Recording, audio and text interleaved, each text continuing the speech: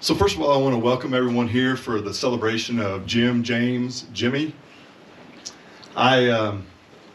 This day, 51 years ago, when I met Jim, it was on his birthday, and his mom, Leanne, came by my house. I was living on Bay Street there in Greensburg, Kansas, and asked my mom if I'd go fishing with them. So we went fishing over in Pratt. I remember using hot dogs for bait, put it on the hooks, and then we didn't have bobbers, so we just decided to use the marshmallows that we're going to probably make s'mores or something with, and use those as bobbers, and everything was going great. And Leanne, I don't know if she caught one or snagged one, but a snake ended up on the end of Jim's brand new Mickey Mouse fishing pole. Jimmy doesn't seem like a Mickey Mouse guy to me, but that's what, and she threw the pole into the water, told us to get in the car, and we were going home. So that was kind of the end of that particular day. And Jim, when I came out in November of last year, we had some great laughs about some of those good times and memories.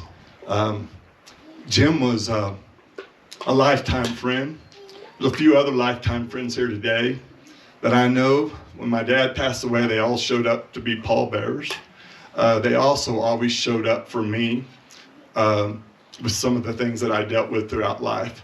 I was talking to somebody earlier and I said, life just gets messy sometimes. And it's great to have people in your life like Jim, who was always there solid and there for you, and have some great times. Tony Lowry and Tony Sturgeon had came out here a couple of months ago, and Jim decided he wanted to go to town. And Tony said, I think that was the first time he'd been out for a little while because of his condition, and it was kind of his last time. But Tony tells the story, Tony Lowry told me this the day we found out that Jim had passed away, that they were trying to load Jim into the pickup or something, and they said it was really difficult. And Tony said that, you know, with the high altitude, he goes, I needed some oxygen. And pretty soon they finally get Jim kind of situated and kind of get him close, and he starts to laugh. And they said, we all started laughing. And I told my sister that story. And my sister knew Jim as well. And she told me, I remember that laugh, Brian. And he'd get to giggling. Those are some good times that I had with Jim. So I've been asked, and it's an honor, to read what Denise and I believe Jim's brother Matt had put together, and maybe some other family members. I just want to give you all a heads up. 5th grade was the longest 5 years of my life. I was reading to my son's 2nd grade class. He's now 19. And a little girl kept correcting me how I was pronouncing certain words. So I'm asking you not to be a brat today and just let me, you know, come from the heart and speak to you all. I told Denise I'm happy to read it. I'm just going to have a little bit of my input in there so I can get through it. So first of all, as I said before, welcome to the celebration of life of James Wedel. He would not wanted a formal ceremony filled with sadness and regret, so we will try to keep this somewhat light and enjoyable. I've spoken a few times at some other funerals, and I tell people the Bible says that there's a time to laugh and there's a time to mourn. And I tell everyone today I'm probably going to do a little bit of both, and I suspect we all may. I do think that Jim would want us to celebrate and to honor him in that way. James was known by many names. He was named after his father, Larry James. When he was small, some of his mother's side of the family would call him Petey for Pistol Pete, because he would wear toy guns and holsters. Growing up, he was known by family and friends as Jimmy. Once he joined the military, he went by his given or formal name, James. His wife, Denise, would call him Jim or James, depending on what came out of her mouth, confusing many until they got to know both James and Denise. To her, the two names were interchangeable, even if she always liked the formal name of James better, LOL. And I gotta say LOL because there's another one that she thinks another deal is more appropriate. So anyway, LOL. So anyway, in Medicine Park, Oklahoma, his friend Zach nicknamed him Weeds because of his last name Wedel, not because of the plant. He did not try marijuana until he lived in Colorado and was legal. Laugh my ass off. Okay, so that's a little different than the LOL. All right. So then only in gummy form because he thought the smell was as bad as skunk. LOL. And I kind of agree with him on that. I live in an apartment, and in the breezeway, I just started another job, and I told people if I had to take a drug test, I probably won't pass it.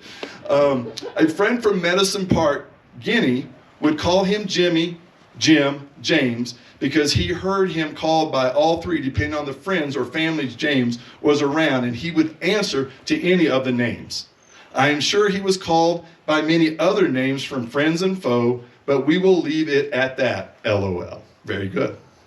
James discovered the joy of entertaining and hospitality for large groups from his mother-in-law, Weslina. I practiced that earlier, I promise. Weslina, with cookouts, crab boils, and holiday fare while living in Hennessy, Oklahoma. This carried over when James and Denise moved to Medicine Park.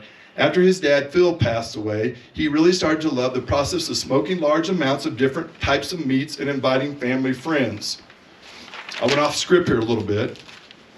He may have smoked some other things if he was with the two Tonys. Okay, so. I'm just kidding, Lowry. Acquaintances and even people wandering the streets. He never wanted to leave anyone out. During holidays, he did not want anyone to be alone.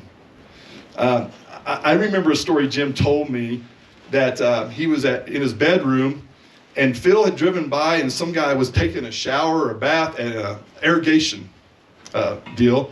And Phil goes, well, what's going on with you? And he goes, well, I'm kind of down on my luck, and I'm kind of traveling across the country, and I don't have any money. And so Phil tells him to get in the pickup, and Jim says that he and Patty watched this guy walk down the hallway and go and get in the shower, and he lived with them for several months. So I don't know if some of that started that a little bit with Jim as well. So he didn't, like I said, didn't want anyone to be alone. This led to his sister Patty calling his gatherings the soup kitchen of Medicine Park in a loving and maybe not so loving way, LOL. You might never know who or whom might be at one of his gatherings. When James and Denise decided to move to Creede, Colorado, after their daughter Heather and son-in-law Taylor moved to Alaska, he dreamed of having big cookouts. The week they finished moving the last load to their new home, their world started shutting down due to the COVID pandemic, and then James' health started to fall. After a couple of years of appointments, tests, emergency rooms, and specialists, they diagnosed him with, I was actually going to play that from my phone because I went and looked out how to pronounce it. But it's like, she told me I could say APS, but anyone can say that. So it's antiphospholipid syndrome. Thank you, John. All right. Round of applause. Yay! Syndrome. I was going to just shorten it to P syndrome, but I didn't want any guys my age and older to leave and ask their doctor for some kind of diagnosis. So I decided that wouldn't probably work. And he kept declining over the next couple of years.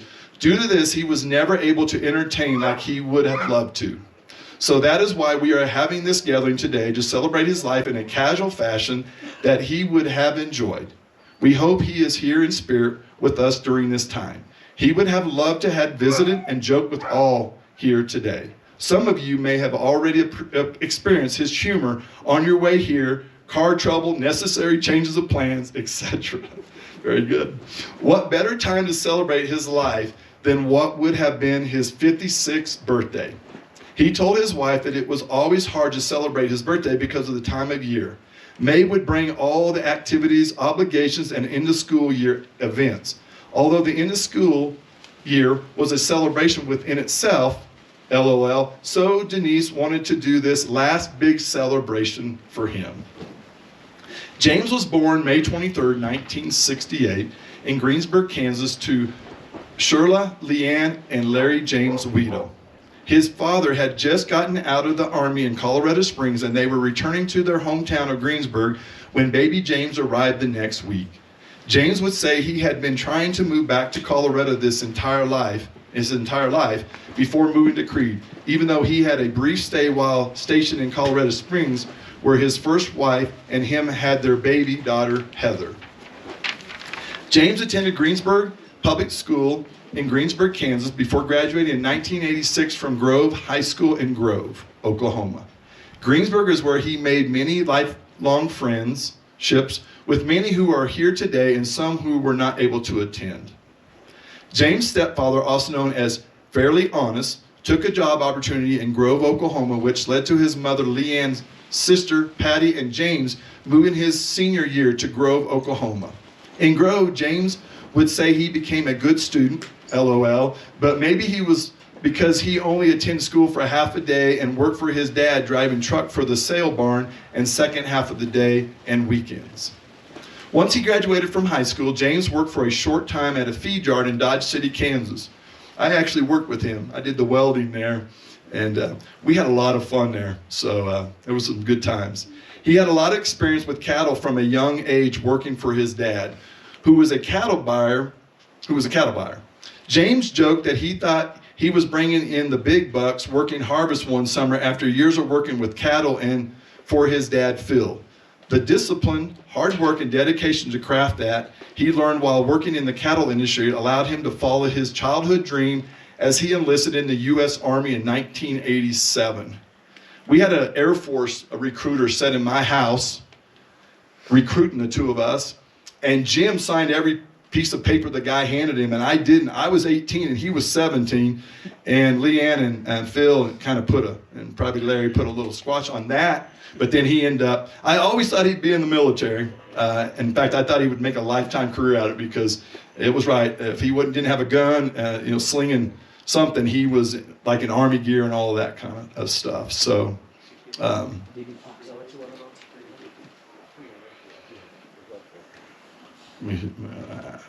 the Army gave him the opportunity to grow. While serving, he developed a taste for various ethnic foods, and experiences broadened his worldviews.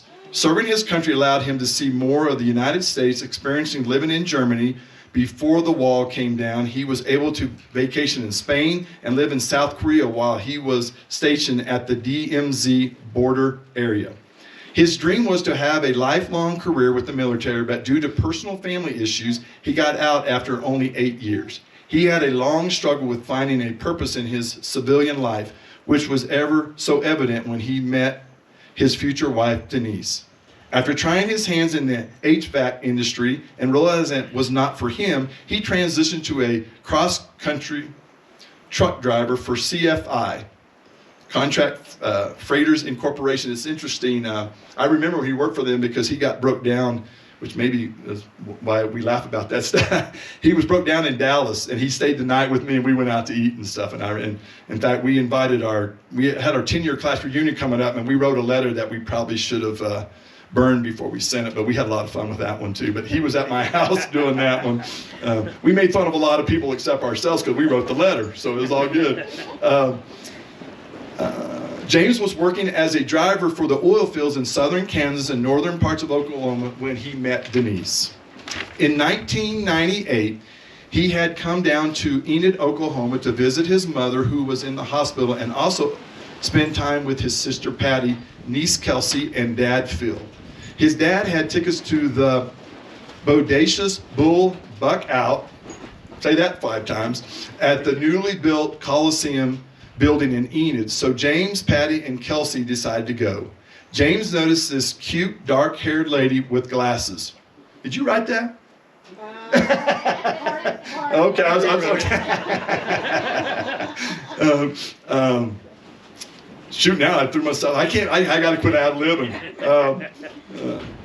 She was dressed in denim, sitting behind them, and a little girl. At first, he thought she might be a girlfriend of one of the bull riders, but as the evening progressed, he realized that she did not have a clue about what was going on, and learned that the little girl was with her grandparents from Ames, Oklahoma. The little girl had just liked talking with Denise. Denise had been in Enid caring for her dad in the hospital and had decided to check out the architect of the new building. She thought, what the heck, let's go to the rodeo with only bull riding. She had not been to something like this since she was young, and even when it was only to walk around the grounds all evening with her friends, even when it was only. She had been to the National Finals Rodeo once in Oklahoma City when she was a kid, but really only remembered the musical entertainment because it was a famous country singer. It was obvious to James this was a girl he had to know. He decided to make the first move. Once Denise learned that the cute family in front of her was in fact a brother-sister niece, she became more engaged in his advances. James, benefiting from the liquid courage that was fueled by, I didn't read this whole thing, I just got this morning. I scanned through it for the fancy words, but other than that, I just kind of left it alone. So here we go. James, benefiting from the liquid courage that was fueled by a few beers, continued to pursue the conversation even after the buck out rodeo had ended. The group decided to go to the bowling alley because it was one of the few places still open that the children could also go. Because it was not his first rodeo, pun intended, James chased after Denise in the parking lot to catch a ride. He knew that was probably the only way she would show up to the bowling alley, and he was right, LOL. They met his sister, niece, and another couple that had met from Ames at the bowling alley where the conversation continued and then changed locations to an all-night diner. Late in the night, Denise took James back to the hotel. I was going to leave that part out, but it's too late now. Denise took James back to the hotel where his family was staying. As the years went on, James loved telling people that she took him to a hotel the first night they met. Scandalous. LOL. Always refusing to complete the story by saying she just dropped him off by the one room he was staying in with his dad, sister, and niece. James and Denise then began a long-distance relationship that consisted of written letters and huge cell phone bills. That was before you had unlimited, some of you young people wouldn't remember that. Phone bills that he would reimburse his employers. Tamara and Terry, after dating for some time. Tamara and Terry are here. Okay.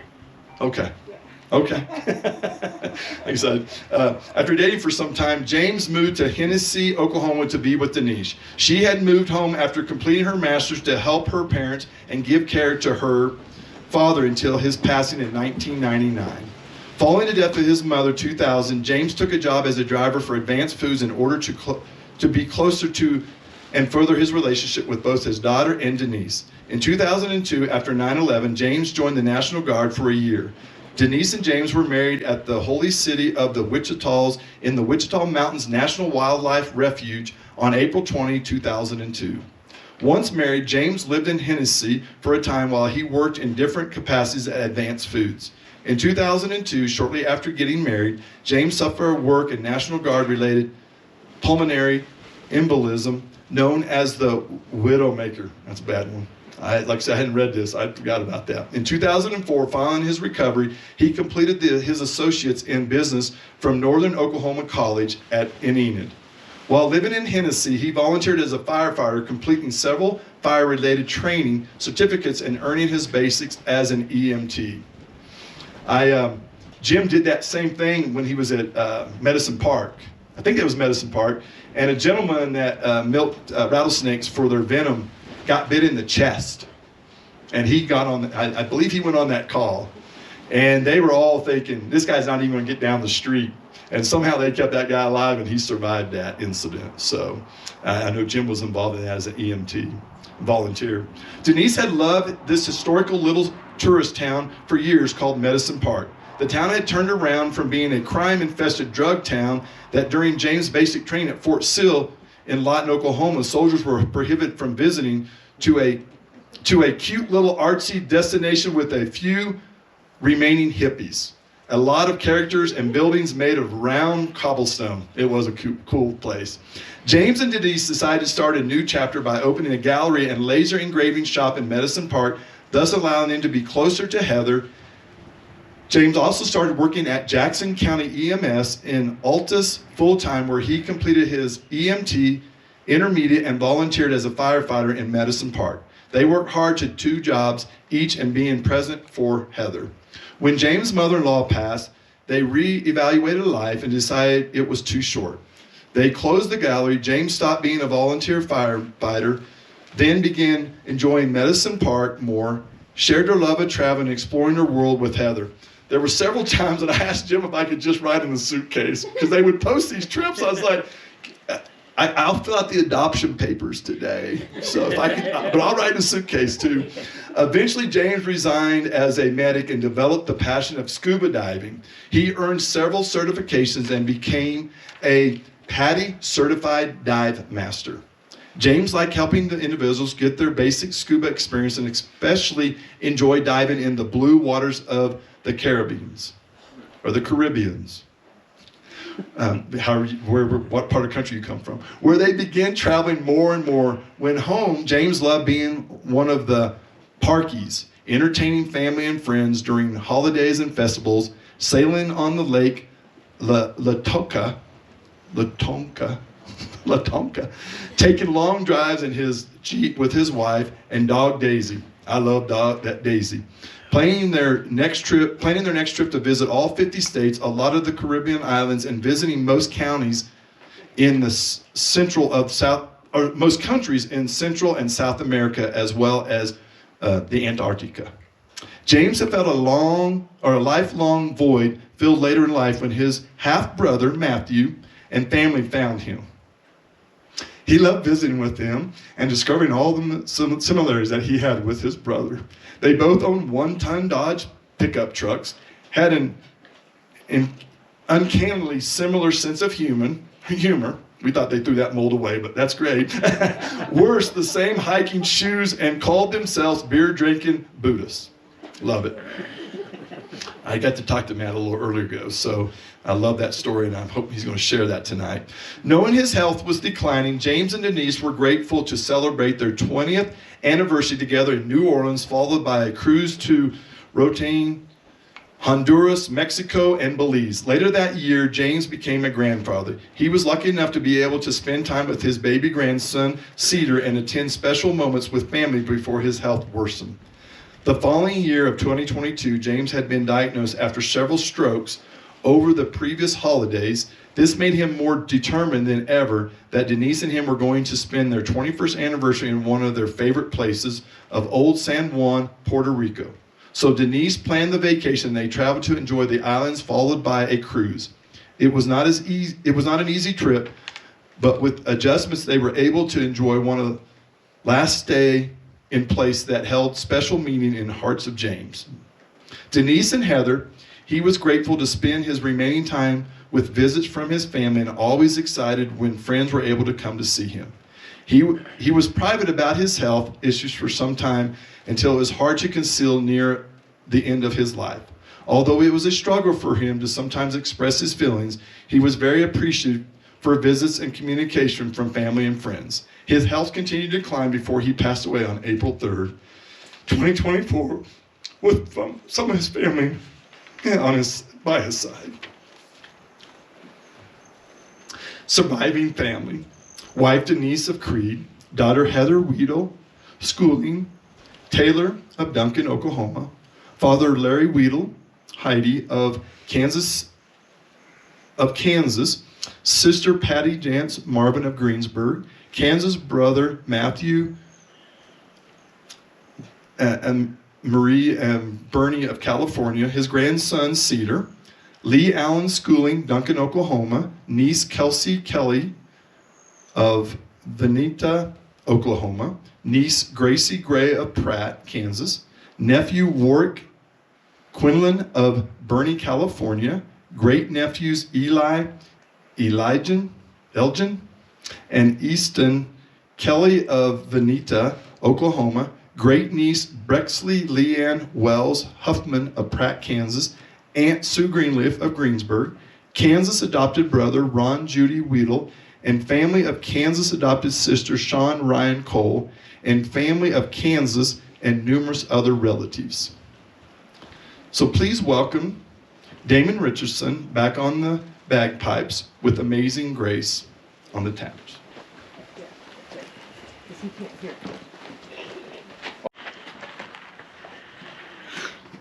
My favorite part of Amazing Grace is when it says, "It's grace that taught my heart to fear, but grace my fear relieved." I believe God is perfect love, And outside of God, there is no love, and that the Bible says that love casts out fear.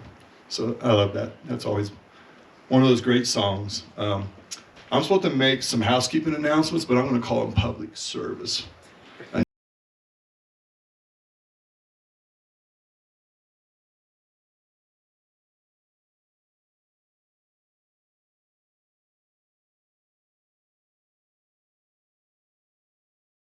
So Patty, James' sister, and her clan are not able to attend due to major heart issues with their newborn grandbaby. Brexley. Please keep Brexley, her mom, Gracie, dad, Kyle, and rest of his family in thoughts and prayers. Brexley will be having her second and more major surgery on the 29th. We have friends and family filming parts of the day for posting memories and for the family and friends that are not able to be here today.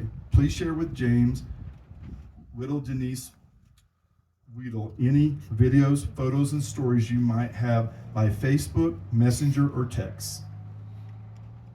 This will be a great help so that Denise can compile everything together into one location for family, friends, and memories. Drink responsibly. Do not drink and drive. I've been a designated driver all my life. My mom's an alcoholic, so I've never been intoxicated, but sometimes I'm a designated driver and sometimes I'm a designated decoy.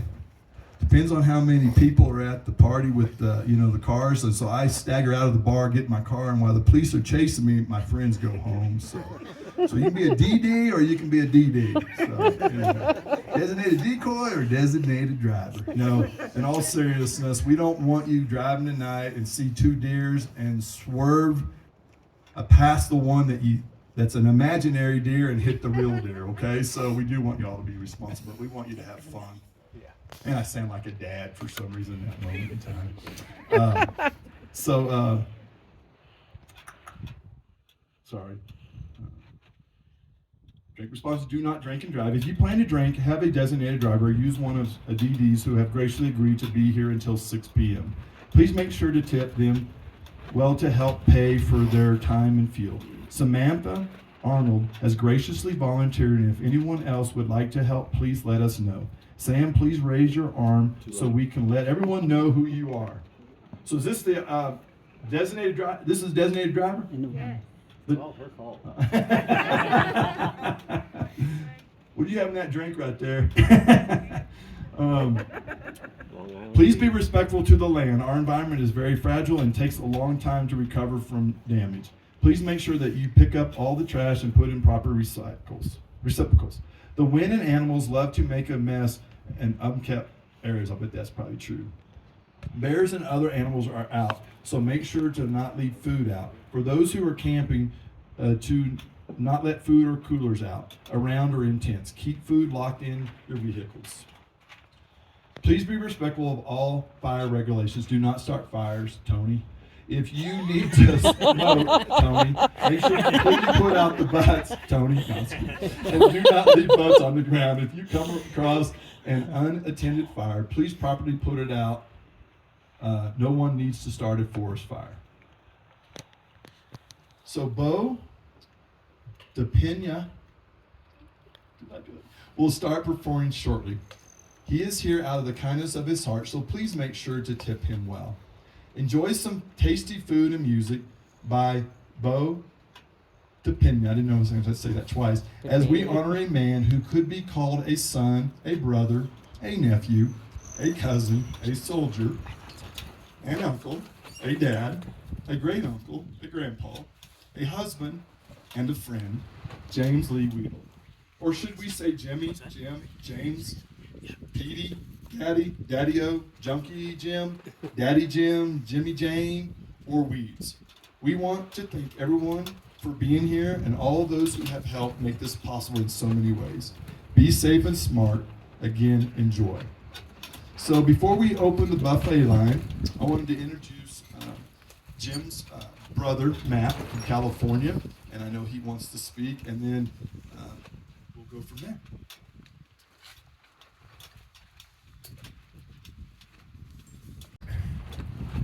So I'm going to try to get through this. Was already balling over there during Amazing Grace and Taps, so please bear with me. Can you hear me? For those of you who don't know me, my name is Matt Quinlan. I am James's brother. Some of you may already know our story. I was adopted shortly after birth. When my son was born in 2016, I started using DNA and online genealogical resources to search for my biological family. And after 2 years of exhaustive searching, I found Larry, our father, and was delighted to find out that I had a sister, Patty, and a brother, James. In our first correspondence, he wrote to me, "As far as I go, you will either like me or not. I'm definitely not everyone's cup of tea.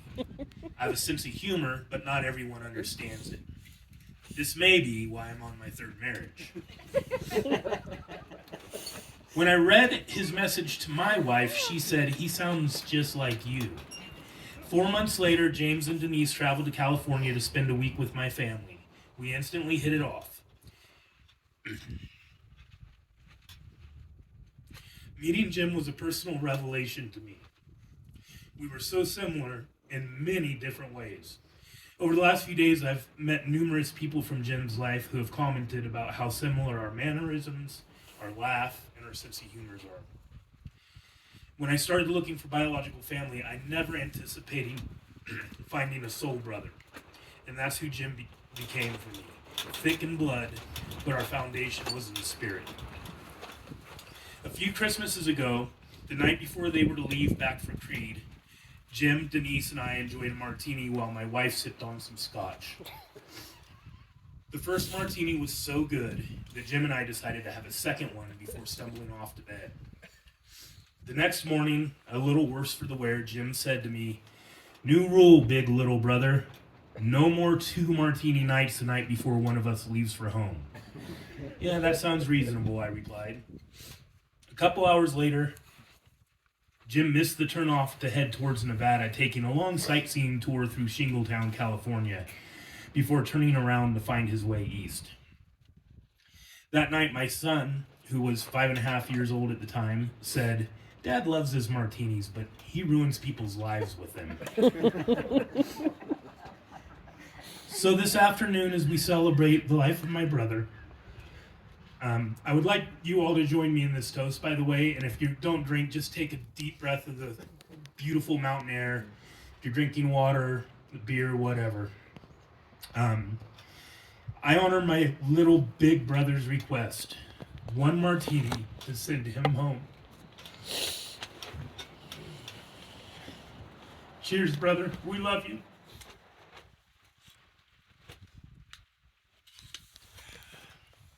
Thank you. I'm a big believer that life gets messy. I know people that have been adopted and they long to see their mom or know their mom.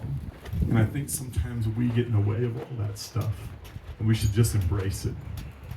And because life's messy. I mean, so we might as well just embrace it. And, Denise and I were talking. And I think even Mary, a little bit ago, we were saying, if it doesn't work out, just go home. And continue with your life. And I just think it's a great story. I love those. I've met some people through Ancestry.com that have found their long-lost sisters and brothers and family. And I just think that some people hold back and others just embrace it and they find something that nobody could ever understand. So anyway, the buffet is now open. We want everyone to just have a great time and enjoy their time and linger if you want to. So I thank you all again for coming out and sharing this moment and this time for the life of Jim Wedel.